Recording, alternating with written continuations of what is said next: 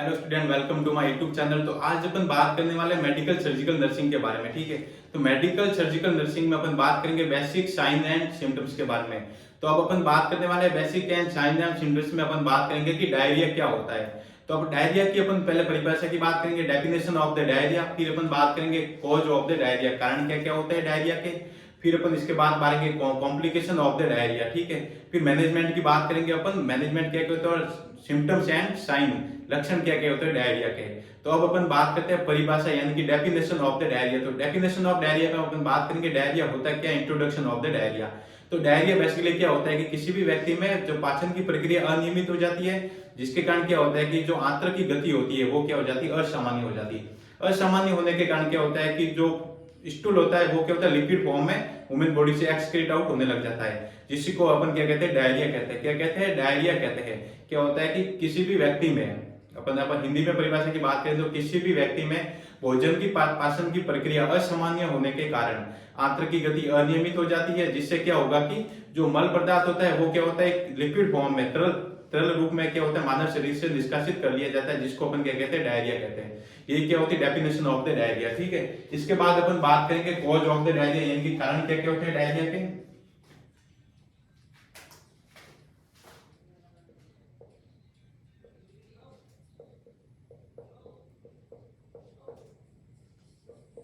तो देखिए, कारण ऑफ द डायरिया में अपन बात करते हैं डायरिया के कारण क्या क्या होते हैं, उसमें कई सारे कारण हो सकते हैं। तो फर्स्ट अपन बात करते हैं कौन से, डाइटरी रिलेटेड फैक्टर। क्या तो डाइटरी रिलेटेड कॉज क्या हो जाएंगे, भोजन संबंधित कारण।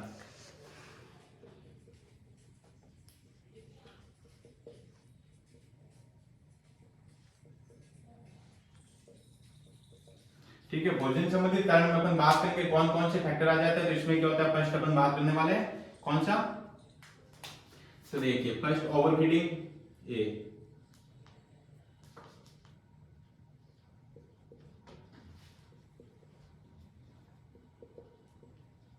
हो सकता है। तो फर्स्ट अपन बात की डाइटरी रिलेटेड कोज, इसमें हो जाएगा ओवर फीडिंग। क्या होता है, अधिक मात्रा में भोजन करने के कारण व्यक्ति में क्या डायरिया के चांस बढ़ जाते हैं। ठीक है, सेकंड इसमें अपन बात करने वाले कौन से कारण हो जाएगा, फूड पॉइजनिंग हो गया।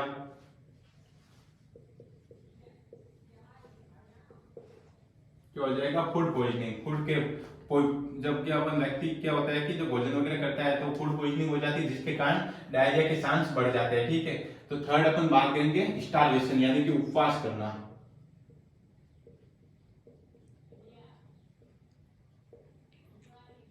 उपवास, उपवास के कारण क्या होता है कि जो अपना डेली रूटीन होता है वो इनबैलेंस हो जाता है। क्या हो जाता है, इनबैलेंस हो जाता है, पाचन की प्रक्रिया क्या हो जाती है, इनबैलेंस हो जाती है, जिसके कारण क्या होता है, डायरिया के चांस बढ़ जाता है। क्योंकि क्या हो जाएगा, इनबैलेंस होगी पाचन की प्रक्रिया, तो जिससे क्या हो जाएगा कि वो अपने आंत्र की गति होती है वो असामान्य अनियमित हो जाती है। ठीक है, जिसके कारण स्टारवेशन, अपन बात की स्टारवेशन, स्टारवेशन क्या होता है, उपवास होता है। उपवास के कारण क्या हो जाता है, imbalance of the digestive system. ठीक है, प्रोसेस, डाइजेस्टिव प्रोसेस क्या हो जाता है, इम्बैलेंस होता है, जिसके कारण डायरिया होने के चांस बढ़ जाते हैं। लास्ट अपन बात करते हैं फूड एलर्जी के बारे में।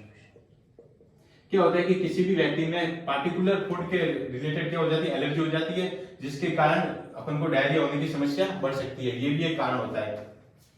सेकंड अपन बात करते हैं इंफेक्टिव कोज। तो इंफेक्टिव कोज में अपन बात करेंगे कौन कौन से कोज हो जाते हैं, वायरस हो गया, बैक्टीरिया हो गया,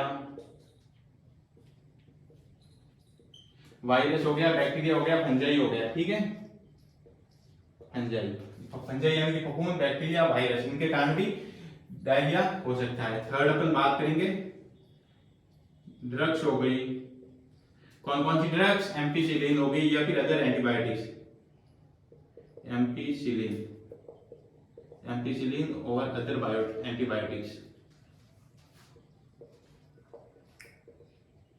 अदर एंटीबायोटिक्स हो गई, इनके साइड इफेक्ट के कारण, एम्पीसिलिन और अदर एंटीबायोटिक होती है, उनके साइड इफेक्ट के कारण भी किसी भी व्यक्ति में डायरिया होने की समस्या बढ़ सकती है। ठीक है, लास्ट अपन बात करते हैं non specific factor. Non specific factor,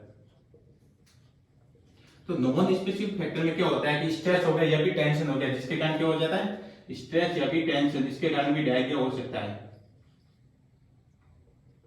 ठीक है, ये अपने पास में हो गए कॉज ऑफ द डायरिया, कारण क्या क्या होते हैं डायरिया के। डाइटरी रिलेटेड फैक्टर कॉज, ठीक है। इसमें क्या हो जाता है, ओवरफीडिंग, फूड पॉइजनिंग, स्टारवेशन यानी कि उपवास, और फूड एलर्जी, 4 आ जाएंगे। सेकंड अपन बात करते हैं सेकंड कॉज यानी कारण में। सेकंड क्या हो जाएगा, इन्फेक्टिव कॉज। इन्फेक्टिव कॉज में वायरस, बैक्टीरिया, फंजाई के कारण भी डायरिया हो सकता है। थर्ड अपन बात की कि ड्रग्स। ड्रग्स क्या होता है कि एम्पिसिलिन हो गई, कुछ एंटीबायोटिक्स भी होती है जिसके साइड इफेक्ट के कारण डायरिया जैसी समस्या बढ़ सकती है, ठीक है। लास्ट अपन बात करते हैं नॉन स्पेसिफिक फैक्टर। क्या होता है नॉन स्पेसिफिक फैक्टर, इसमें क्या होता है स्ट्रेस या भी टेंशन, जिसके कारण भी डायरिया की समस्या बढ़ सकती है, ठीक है। फिर अपन बात करते हैं कॉम्प्लिकेशन ऑफ द डायरिया।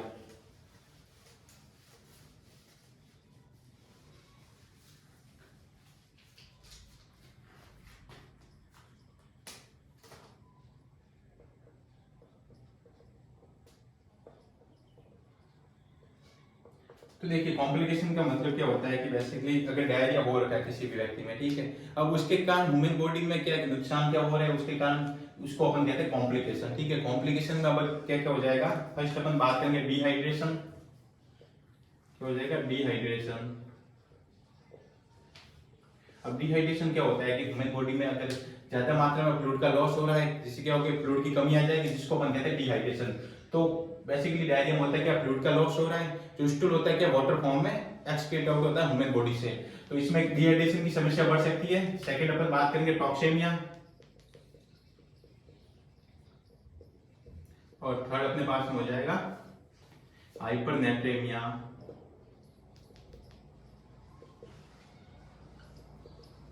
और फोर्थ नंबर पे अपन बात करेंगे फेल रीनल फंक्शन।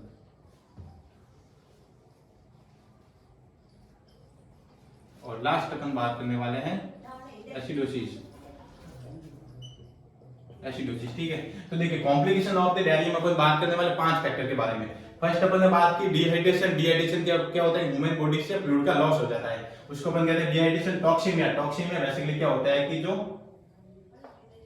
तो उसमें प्रेगनेंसी कंडीशन में क्या होता है, प्रेगनेंसी की कंडीशन में अगर लॉन्ग समय तक क्या होता है कि लो ब्लड प्रेशर रहता है ना, उसके कारण क्या हो जाता है जो अपन को बॉडी को लॉस होता है उसको अपन कहते हैं टॉक्सीमिया। और थर्ड हो जाता है हाइपरनेट्रेमिया। हाइपरनेट्रेमिया क्या होता है कि increase level of the sodium, increase level of the sodium को कहते हैं हाइपरनेट्रेमिया, ठीक है। फिर फोर्थ नंबर पर हम बात करने वाले हैं फेलर रीनल फंक्शन। जो रीनल होता है किडनी वगैरह होती है, उसके फंक्शन क्या होते हैं, किडनी अपना कार्य करना बंद कर दी, यानी कि उसके फंक्शन जो होते हैं, जो उसका फंक्शन है कार्य करना, क्या होता है urine formation and urine filtration, वो क्या करती है फेल हो जाती है कार्य करने में, ठीक है, वो कार्य सही से नहीं कर पाएगी। फिर एसिडोसिस। एसिडोसिस क्या होता है कि पीएच कम हो जाती है, पीएच डिक्रीज हो जाती है ह्यूमन बॉडी में। एसिडोसिस, एसिडोसिस बेसिकली 2 टाइप का होता है, metabolic acidosis and respiratory acidosis. Acidosis में क्या हो जाएगा, पीएच कम हो जाती है। तो ये अपने पास में 5 कॉम्प्लिकेशन ह्यूमन बॉडी में हो सकते हैं। फिर इसके बाद अपन बात करेंगे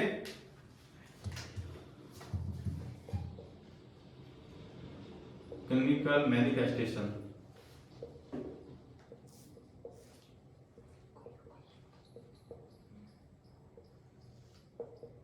क्लिनिकल मैनिफेस्टेशन में अपन बात करेंगे कौन कौन से आ जाएंगे। तो देखिए फर्स्ट अपने पास में कौन सा आ जाएगा, ड्राई स्किन,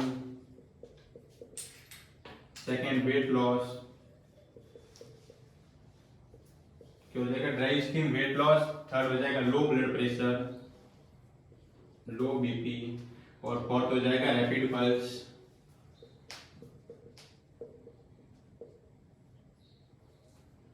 और 5 नंबर पे हो जाएगा फैटिग, थकान होना, ठीक है। तो ये क्या क्लिनिकल मैनिफेस्टेशन, ठीक है। अपने पास में क्लिनिकल मैनिफेस्टेशन में क्या क्या आ जाएगा, ड्राई स्किन, डायरिया के कारण क्या क्या लक्षण या फिर सिम्टम्स आते हैं, साइन या सिम्टम्स आते हैं, उसको अपन कहते हैं क्लिनिकल मैनिफेस्टेशन, ठीक है। अपने पास में 5 प्रकार के सिम्टम्स होते हैं, उसमें अपन बात करेंगे ड्राई स्किन। स्किन क्या हो जाएगी, ड्राई हो जाएगी। सेकंड वेट लॉस, बॉडी में वेट क्या जाएगी, कमी आ जाएगी। फिर क्या हो जाएगा, लो ब्लड प्रेशर, बीपी होती है वो कम हो जाएगी। और 4 नंबर पे हम बात करते हैं रैपिड पल्स, और लास्ट हो जाता है फैटिग यानी थकान होने लग जाएगी, ठीक है। अब इसके बाद अपन बात करते हैं management of the diarrhoea. Diarrhoea को अपन मैनेजमेंट कैसे कर सकते हैं।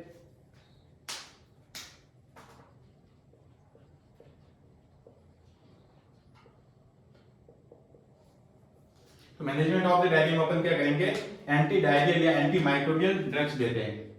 Anti diarrhoeal and anti microbial drugs देते हैं।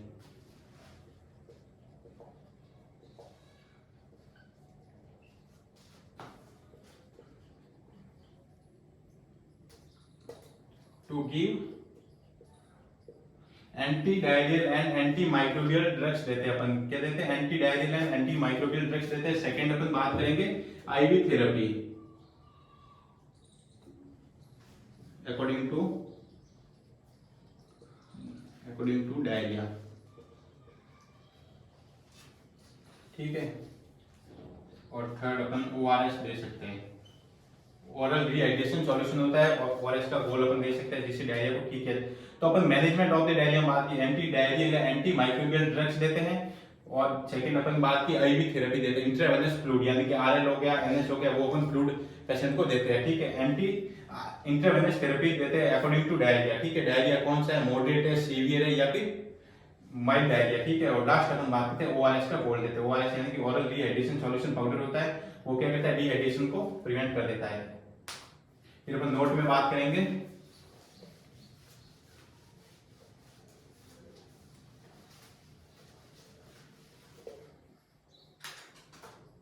तो देखिए नोट में क्या हो जाएगा, अपने पास में 3 प्रकार के डायरिया होते हैं। एक तो होता है माइल्ड डायरिया, एक होता है मॉडरेट डायरिया, और तीसरा हो जाता है सीवियर डायरिया। माइल्ड डायरिया किसे कहते हैं, अगर किसी व्यक्ति को क्या हो जाता है 2 से 5 बार एक दिन में अगर डायरिया हो रहा है उसको अपन कहते हैं माइल्ड डायरिया।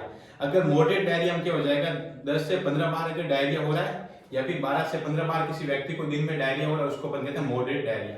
लास्ट अपने पास में आ जाता है सीवियर डायरिया, यानी कि severe condition of the diarrhoea, सबसे ज्यादा खतरनाक होता है सीवियर डायरिया। सीवियर डायरिया में क्या हो जाता है, अगर किसी व्यक्ति को 10 से 15 बार डायरिया होता है, उससे ज्यादा मात्रा में होना, 15 से ज्यादा डायरिया दिन में, तो उसको अपन कहते हैं सीवियर डायरिया। उसके लिए अपन क्या करेंगे, इंट्रावेनस थेरेपी को सीधे अपन डायरिया में नहीं देते, क्या अपन पहले क्या करेंगे, उसको चेक करेंगे कौन सा डायरिया हो रहा है, मॉडरेट, माइल्ड या फिर सीवियर डायरिया। उसके बेसिस पर अपन इंट्रावेनस थेरेपी या फिर मैनेजमेंट ऑफ द डायरिया करते हैं, उसको अपन ड्रग्स वगैरह देते हैं। तो अपन फर्स्ट अपन बात करते हैं कौन सा diarrhoea, mild diarrhoea, second moderate, और थर्ड हो गया सीवियर, ठीक है। इसमें माइल्ड में क्या हो जाएगा, 2 से 5 डायरिया, 2 से 5 बार डायरिया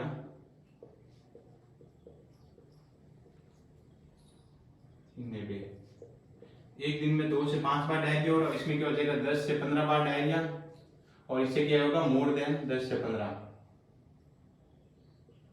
15 इन ए डे।